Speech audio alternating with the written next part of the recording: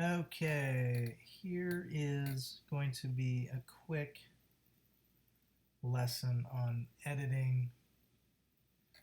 Um, this is just how quickly I do it. Um, and we're going to go back into the library and actually go to metadata and just use my camera to make it easier. Because when I batch things together, I always separate them and then put them together later. So otherwise, the other photos are intermixed and it makes it slower to do. Okay, so we're gonna concentrate on this one. So this photo, yeah, we got people here, we got people walking along this, but they're so far away. I say if they look like ants, we can leave them.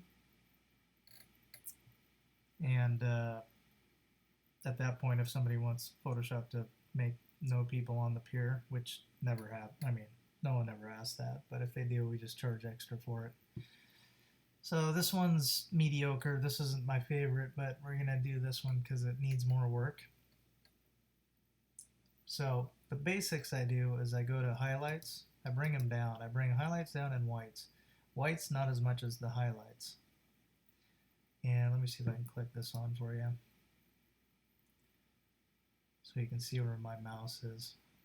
This isn't the greatest little target tool, but it works okay. Let's make you smaller.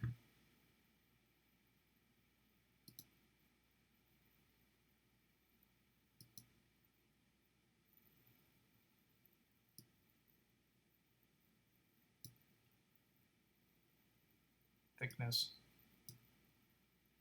Sure. Well, good enough. Okay. So here's the picture. So I take the highlights down, and then I brighten it to where their skin tones are look good to me. Okay, and that's how I judge it. And sometimes, if their whites are too, like, you can tell that, like, let's, so if the highlights are all the way down, you can see how it's just dark. That should be brighter. So I'm gonna bring them up a little because we like bright colors. It's fun. So I'm almost all the way back up to the whites, and they're bright enough. And then my mind, well, it just told me it's done.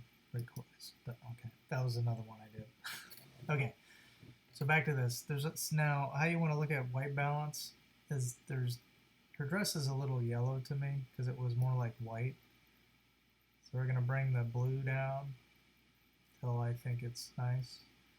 And then when you add color, if you go a little bit too far past blue, like if it's a little bit too much blue, when you add color, it'll add a little more yellow to it. Now right away there's too much blue for me up here, so I'll tone that down. That'll be my next thing I do. I bring the blues down. Now if they're wearing blue, can't really do that, especially if it's cobalt blue. Luckily they're not wearing blue, so you can take blue out of it, almost not all the way because then that looks dumb. So there's a balance. You still want it to be some blue. Okay, so that's blue. They're not orange. In fact, they could be oranger, so I'll make their faces a little oranger. And it's okay. Some you don't want to. And then I'll bring the reds out because when I did the color, there was a little bit of red in their face. I don't know if you could see it, but there's under inner cheeks it's a little too red, so I click the red down just to get just a little bit. And let's go ahead and go down to luminance. So my computer automatically does this. It thinks it knows what it needs. The nice thing about images now, you just add a little luminance to it. And I usually match the contrast with the luminance here.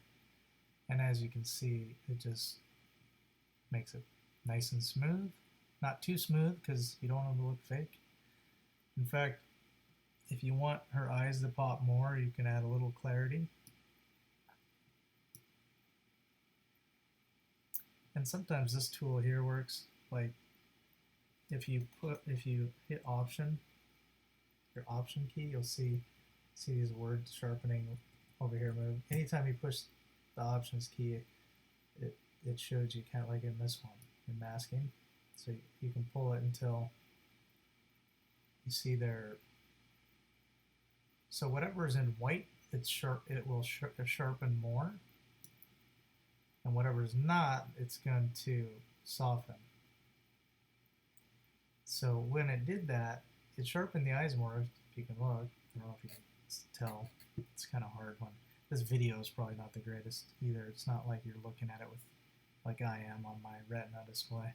But I'm going to go back down to luminance because they're too soft. Bring luminance down because you don't want them to look like glamour shots. I don't know that anyone that likes that anymore. Okay, so we're close. I just think it should be more colorful. Let's add more color.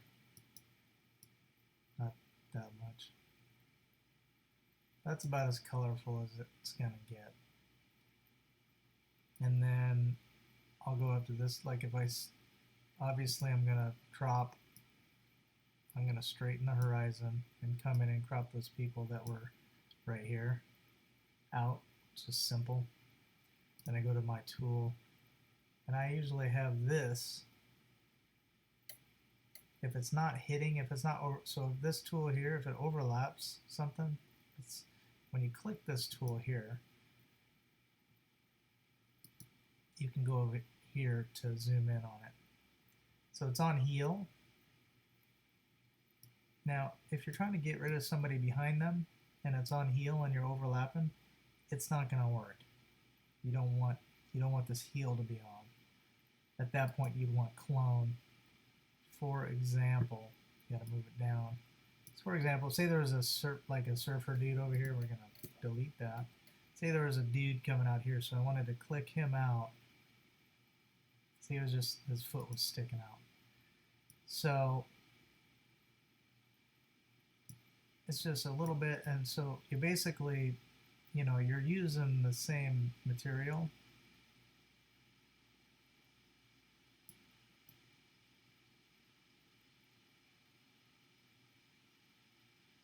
So you're trying to get rid of something that's behind them, but it's like red in her dress, which is difficult, but this would work. So you would have gotten rid of whatever was there, but if you have it on heal, it forces it to blend, and it usually bleeds. It's not really doing it now, but it usually would bleed the colors and it doesn't look good. Like if there's someone behind him and you wanted to get rid of him, you can see it bleeding here.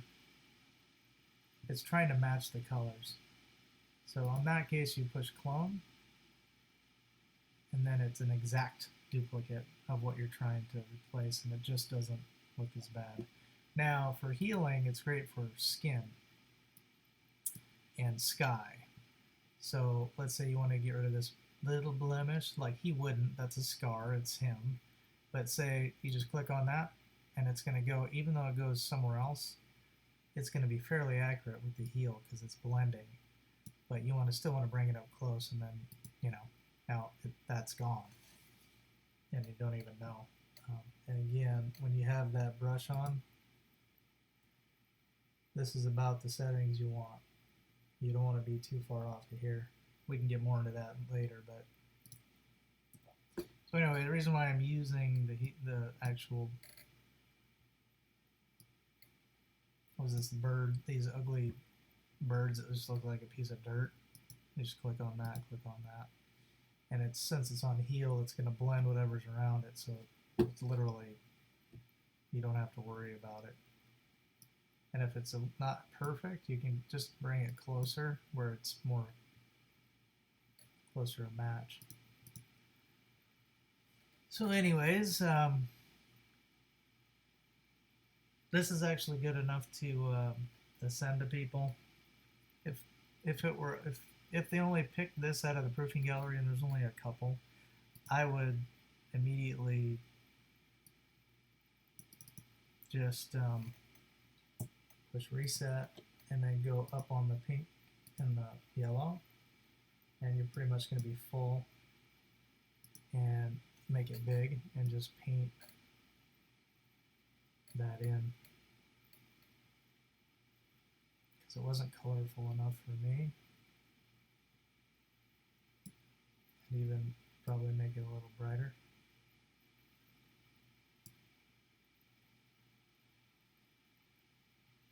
And now that's better. So it went from that to that, and that is all I would do.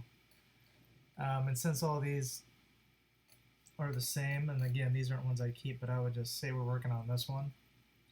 I would push the shift button, come down to, and they're all pretty much just the same, and I would go sync.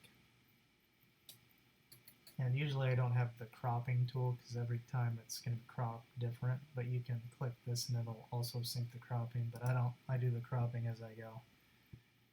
So now this one is going to be exactly like that one, especially because I don't have a top flash, so the flash is hitting them the same. I can move anywhere and the flash is hitting them the same, which also saves in a lot of time. And you know, this one I probably bring down just to be different, you know, match the horizon, you know, so when they say they just get that one and this one, it's cropped different, so it's a fun different photo. Anyways, that's how I do it. And then I just I would definitely, like, if you move to another photo that they're different in a different spot, like it's like this one's closer and it's different, so I would hit previous, because pretty much it's going to be close, but you have to be careful, and then previous, it's definitely going to copy, and that looks good. So I mean, that worked really. This is a fun, candid look at her. She's having fun. This was a nice couple. But here's what you want to do. You want to see where you did the other things. This is not going to match up usually. So you have to be aware. So you go back and you hit Option and delete that. But you know what? The this tool here, which is this, it should show me up here, that worked fine. And in fact, it's when you move to the left, it got a little darker. You can maybe even add the same, another one. So you're even making this side a little more colorful, and then you come in and make it lighter though. Yeah, no, I don't like that. But you get the gist. Like I think it's fine. Another quick, let's say that it's dark on the edges, a quick fix, instead of using this brush tool, click off of that, come down, go down. Make sure you have all this shit open, because you might be, well, I don't use split tone really, but come down to vignette, make it darker, and you can adjust it. So in this case, I would probably go lighter, just a little bit lighter on the edges, like come in as far as you can, and you know, they're a little bright now, so then I go back up and just darken the whole thing.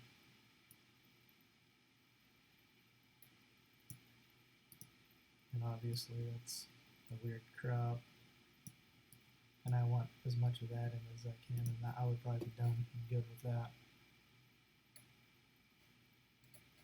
Anyways, this is a video, fun video if you want to watch it, and hopefully this helps.